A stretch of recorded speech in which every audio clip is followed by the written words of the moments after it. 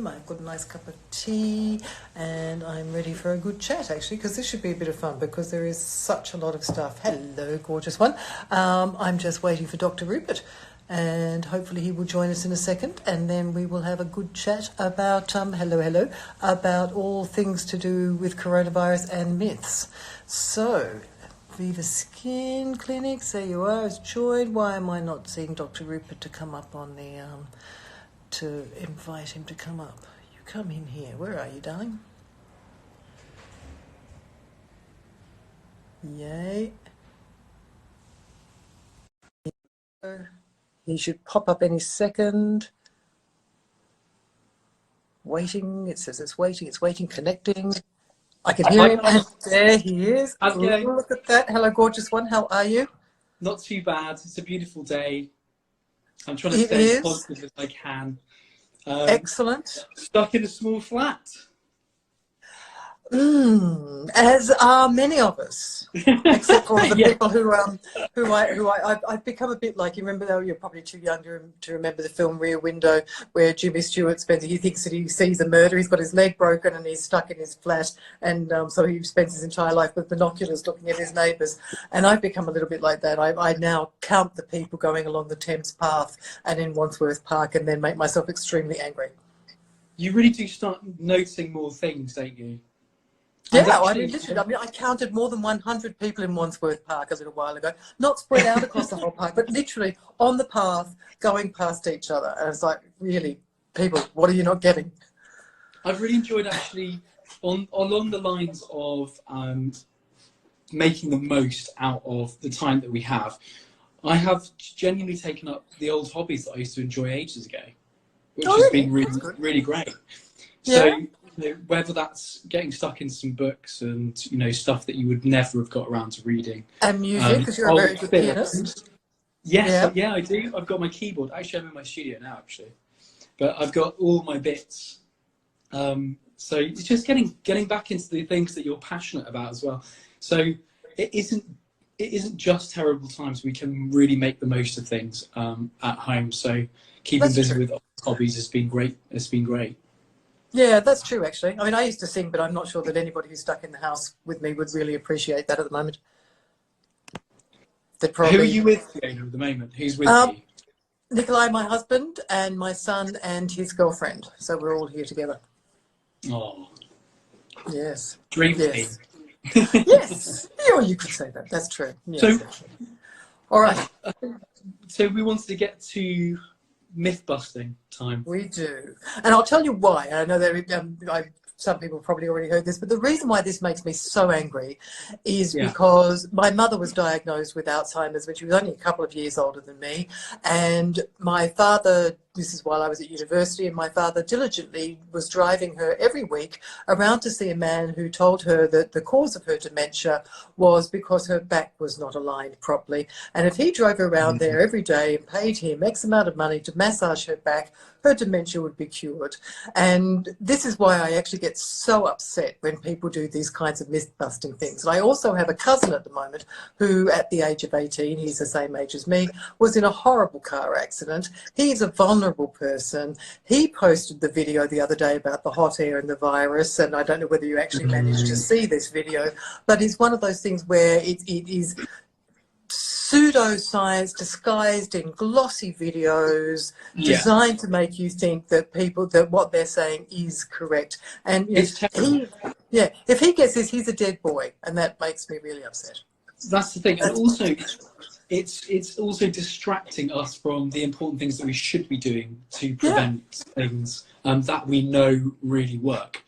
And I think it's great that we have the ability to access so much information, but there is so much going around at the moment which is just absolute rubbish. And I think it's really important. I mean, there are some good articles out there now on, especially from WHO, on what is the deal or not. And that can really help debunk some of those myths too. So at least there is the opportunity. I think the main thing really is that we should be getting a lot of our information from accredited sites and good resources in which we can guarantee that the evidence that's being presented is coming from science and is research based as well.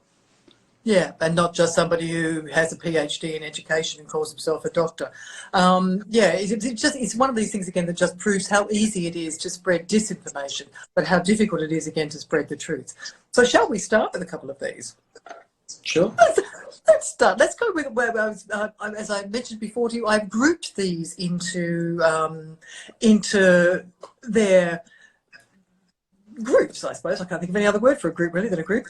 So let's take the heat-related ones, shall we? These are the ones that, and the one that I love the most is taking basically based on the theory that the virus will die at above about 26, 27 degrees. So I don't know how hot people think their core temperature is, but nevertheless, so doing things like taking your hairdryer and blowing hot air up your nose will kill the virus. What do you think of that one? I think that's that's just dangerous, and essentially and from the research, we know that some research has been carried out by some good resources. So, I mean, this is the US National Institute of Health, and they did have some information released previously on other members of the Coronaviridae group that suggested that the virus does not replicate as much. It does reduce viral load at temperatures above 56 degrees. So if you were to use anything in the area, especially a hairdryer in the nose, you're never going to get it to that temperature, number one. Number two, if you were, it would be dangerous, to say the least. Yes. So you really don't want blisters on the inside of your nostrils. You're going to cause injury. So, and even then, you know, if there is absolutely no sensical way that I can think of to how that would actually do anything to help whatsoever, apart from to need to see a doctor afterwards. So definitely one to be avoided, for sure. Exactly. Following on from that, then, we have the hot bath or sauna. So in terms of temperatures, we know that it's 56 degrees and above that. So basically this evidence, which I just have up here, which is useful anyway, but it reduces the rate by about 10,000 viral particles every 15 minutes at above 56 degrees. The regular We're talking bath, Celsius here. Celsius, yeah. The regular bath is around body temperature, so it's probably going to be in the region of sort of 37 to 38 degrees. That's what we can actually handle. If you get into anything hotter, then you're going to feel like you're being scalded. So once again, it's going to cause more damage than good. And then we have the closest thing that comes to that is hot drinks, of which I have one here. Yeah, me too. So it's really good to you know, to have your herbal drinks and stuff, you know, all these things. I mean, I personally have sort of antioxidant rich green teas and mint teas, etc. Any turmeric in tea is always, all those things are really good just in context, you know, in helping with your general immune function, as with, you know, healthy eating and diet generally. So your question was hot water, was it? Yes, that was when they're saying that to drink plenty of hot water, because I guess that, you know, the same theory that if it's hot, it's going to kill any virus in your esophagus. So, I mean, the way the virus works is, I mean, it's not airborne, but it's aerosol based, and that then adheres to the respiratory membrane, and that's where it can cause infection. So, in the ear, nose, and throat. So that's predominantly where it goes. It's nonsensical to think that you're going to have a hot drink that's going to flush it through, or and certainly we were talking about temperatures before. To have anything at scalding temperatures is going to be dangerous for you, and it's not going to have any effect on reducing the chances of picking up the virus. Brilliant. Anyway. So let us move on then, keeping on the water thing, the flushing theories. So what do we have in here? Water up your nose, gargling salt water. It's along the same tract, isn't it? Really, as drinking hot water. It's nonsensical to put hot water and flush things through. It's not going to shift anything. I don't think there's anything to suggest that would be useful too. Full stop. All right. So then we come to the next theory, and these are some of the ones that I love the most. Apple cider vinegar, lemon juice, vinegar in general, anything with acid. By the way, this is Dr. Rupert Critchley we're talking to at the moment about myth busting. So let's have a look at acids. So pH balance, we from a sort of holistic point of view, we know that having a, might have noticed or read various books on pH balance. I think, once again, that's in context with healthy living and generally supporting the best of your immune system, for sure. At the same time, any specific pH, there's not been any sort of correlation to any scientific study, any peer-reviewed journals or anything that suggests that pH is going to kill the virus. I would expect extreme pHs might do, but this is... You don't want to be drinking an extreme pH. Absolutely. So sort of, if we think about the pH scale, you've got things like sodium hypochlorite or bleach, which is very alkaline, and then you have highly acidic substance, all of which at those levels of pH become corrosive and toxic. So just having a little variation in pH is very normal in what you're eating. Some foods are more acidic.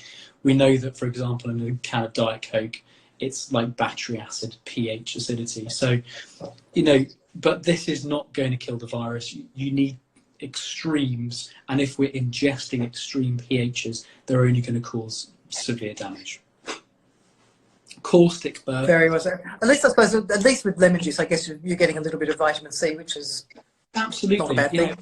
Absolutely. So, this personally is apple cider vinegar, lemon juice. So, all of those things are good to use alongside to ensure that you have all those vitamins and minerals that you need. Yeah. But nothing's going to... Now, this is one of my personal favourites. The virus. It's not going to kill them. One of my personal favourites. I spent a lot of time living in the Soviet Union, and obviously they didn't, at the end of the Soviet Union, have an awful lot of medication. So there was a lot of things that went around every time the grippe season came in, the flu season. And one of them was garlic and milk. And I've seen this one appear again. And actually, garlic and milk was one of the nicer ones. I think one of the best ones I heard was take a potato, core a hole in it, put it in a dark space for a couple of days, and then drink the fluid that collects in the hole. That would be your flu cure. So, but that one I haven't seen pop up, but garlic and milk. What do we think of garlic and milk? So, once again, garlic is good for you. It has antimicrobial properties that we're aware of, but nothing whatsoever significant enough to kill a virus. Kill this particular virus, which is incredibly resilient as it is. So, once again, use these things in context. We want to be eating well, we want to be living healthy, and having the right foods. Medicine is thy food. So, it's really important that we have good diet, but at the same time, garlic in particular, it's not going to do anything to kill the virus. Honey, that's the next one. So there's lots of different types of honey. I guess we have... Well, I think we've been looking at the propolis, Okay. I'm going to just say a flat no to that, Fiona, because, once again, there are lots of good antimicrobial properties of honey, and it has been used in various medical situations with dressings and things like that. But at the same time, this resilient virus is not going to be killed by honey, no matter how much we consume. Or put on our face masks. Or smother on our face masks, yeah. But yeah, that was a difficult moment. All right, let us move on to hand washers. This is another one. This is one that I actually find really distressing as well, in just in terms of, if you know that 70% alcohol works, then, making a nice home remedy, it's a lovely idea, but in this situation, it may not necessarily be the best idea. So the ones that keep on popping up are lavender oil, tea tree, eucalyptus, and hemp oil. Once again, I mean, the research is based on surface disinfection using 62 to 71% alcohol, or a hydrogen peroxide bleach, or sodium hypochlorite. So, we haven't done any studies using these certain more naturopathic ingredients. One thing for sure is that if we are given recommendations to use, actual medically proven substances to help with disinfection, then we should be sticking to that list, because that's where we're going to get the maximum effect, for sure. It's a nice thought, and because obviously all this crazy bulk buying was having a huge impact on our ability to access these aids. It was a nice thought to create your own at home. I can see where there is a logic for it. A logic for that, but once again, they're not going to do anything. So none of those ingredients are going to have a significant impact on reducing exposure, contamination, or reducing your risk of infection. Yeah. So then we move on to what I call the Trump effect, and but if the you wash your hands, sorry, yeah? if you wash your hands, then yes, before applying it.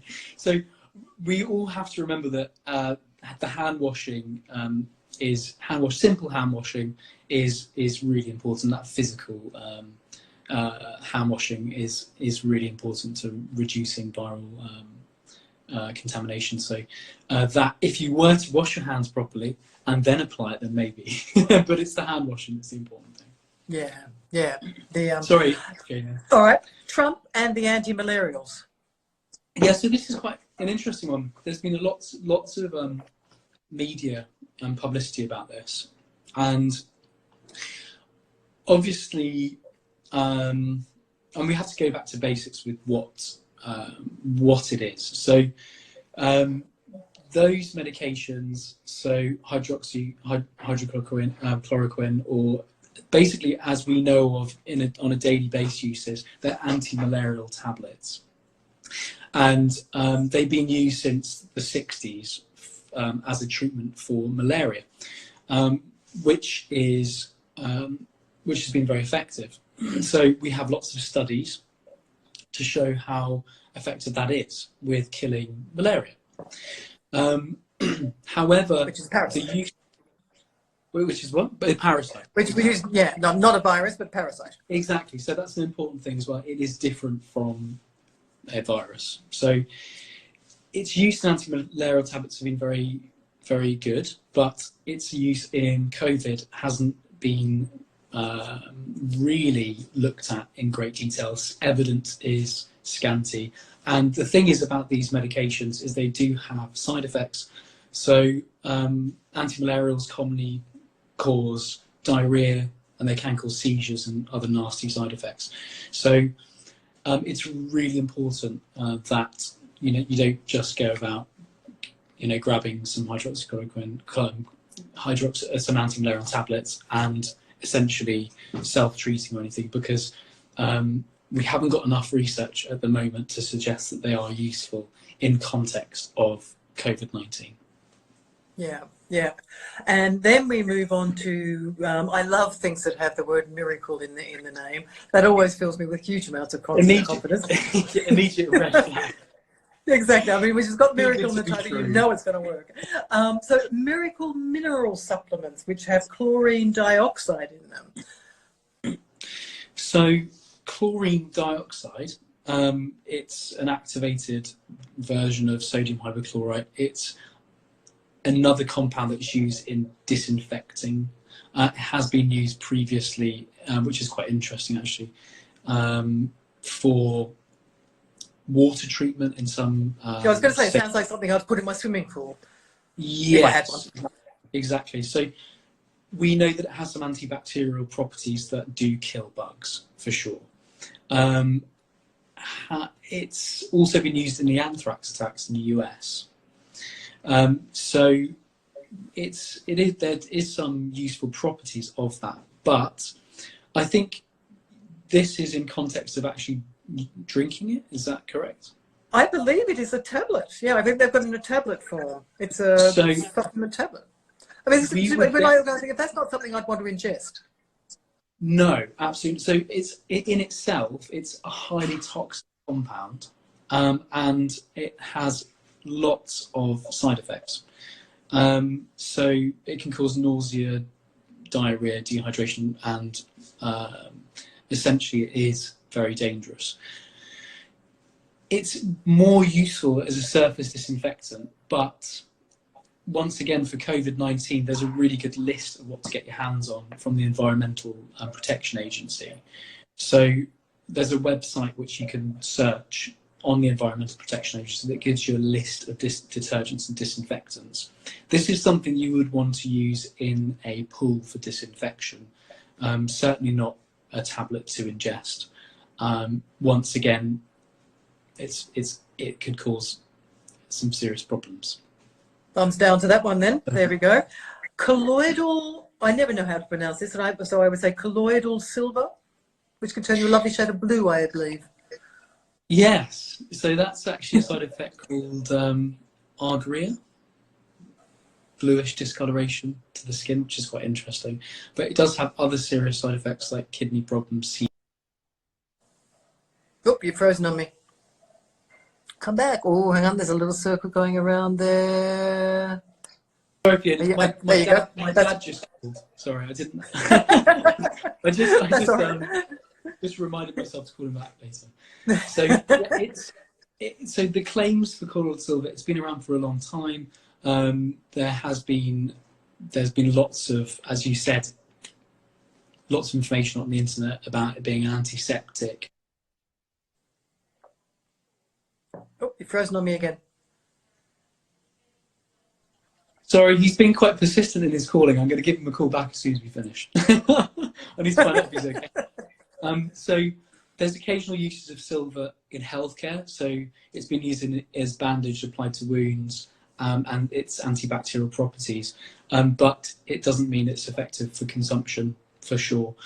So there's no clear evidence to suggest that silver solution is effective for helping any infectious disease. And I think we should be mindful that these things can also cause serious side effects as well. So stay well clear again, I think. Fair enough. And the last one is cold, I believe. I don't know how. I mean, unless you're going to go and put yourself in a freezer, I can't see how this one's going to help. So there's once again there's some really good guidance on this on the WHO website as well, but temperature does not seem to play a role with the spread of the virus. I mean, there was some talk about if it's warm, then aerosol droplets may be further, may go a little bit further afield, dispersed. So there may be something there. But at the moment, there doesn't seem to be anything to suggest that cold temperatures make any difference.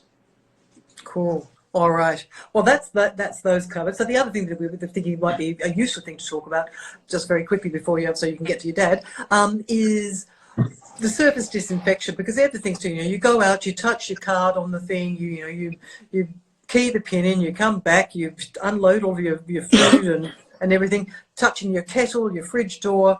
What do you do at home to reduce the infection risk?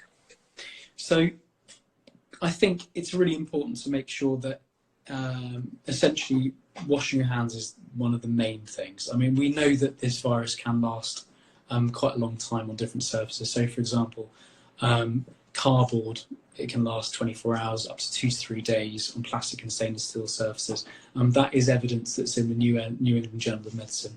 So that is evidence-based, and we know that it does hang around. So to reduce the risk of that, we know that certain disinfectants, such as bleachers, and can be used, just our usual household items, to reduce viruses on surfaces. So I think that is really important. But at the same time, there's no need to go completely OTT. It's one of those situations where you think, you know, if you haven't been out and you haven't potentially, you know, got the virus on you for some reason, then it's not going to make any difference if you clean, you know, your kettle and household items 1,000 times with bleach every day. So, you know, it's all about how we can reduce exposure when we are in at-risk situations. I know we should be spending as much time as we can at home at the moment, for sure. But for example, when you do get home, just think about all those little steps that you take. So, you know, if you are touching the door handle, fine, you know, that's something that you've got to be mindful of. I mean, personally, using gloves and stuff, there's no harm in doing that. So, once again, it's not being completely OTT, but yes, regular cleaning of surfaces that you're coming into contact with, especially if you've been out. So whether it's to help a relative, it's important to clean those surfaces, for certainly on the way. But for example, when you do get home, you're going to go straight to the wash basin, clean your hands for 20 seconds, and that's where you're going to have the majority of the impact. Any difference if you clean, you know, your kettle and household items 1,000 times with bleach every day? So, you know, it's all about how we can reduce exposure when we are in at-risk situations. I know we should be spending as much time as we can at home at the moment, for sure. But for example, when you do get home, just think about all those little steps that you take. So, you know, if you are touching the door handle, fine, you know, that's something that you've got to be mindful of. I mean, personally, using gloves and stuff, there's no harm in doing that. So,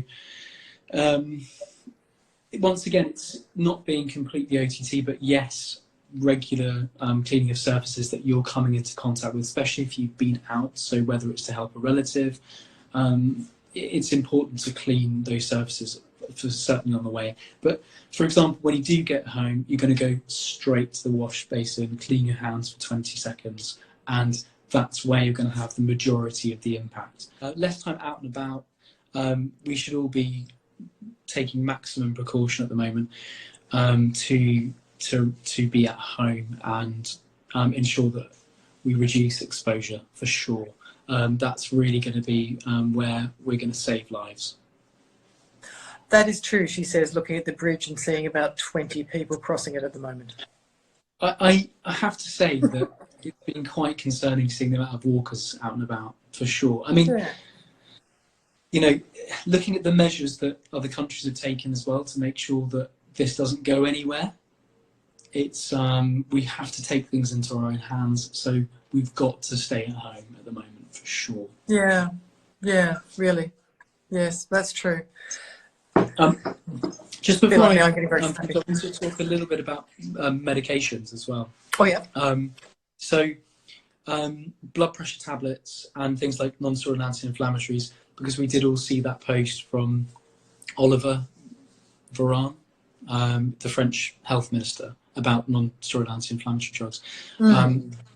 Once again, that's another important point, because if people are taking those for things like rheumatoid arthritis or something important, it's really important they don't stop taking them. It's only based on 4 people too. That was really seemed to be an incredibly big knee-jerk reaction. Absolutely. I think, you know, just throwing that out there on a tweet was enough to cause a lot of scare and stop.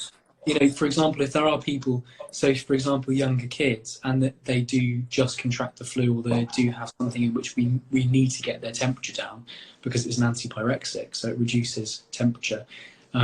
So kids, for example, they're prone to things like febrile convulsions, infants, etc. So they should not be taking anti-inflammatories or ibuprofen. It's really important to get temperature down, and that could be the life-saving thing. So there isn't enough out there for us to go, no one take anti-inflammatories. You know, that's crazy. So do continue taking if you are on regular course of anti-inflammatories for an important reason. Yes. And once again, paracetamol's out there. You know, paracetamol is really important as something to use if you do get a temperature as well, but it's not something to stop, for example, if you are on it for an important reason.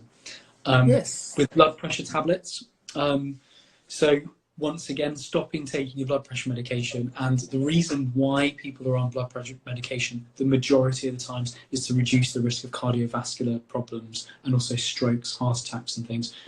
High blood pressure can cause strokes and heart attacks.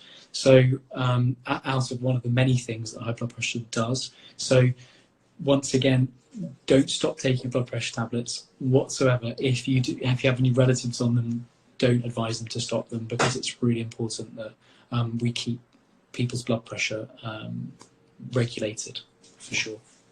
Yeah, that's true. What is it they think about the blood pressure tablets? Well, I mean, I've seen people, I've seen it going around saying don't take them, but I haven't seen what the reason behind that was. So the actual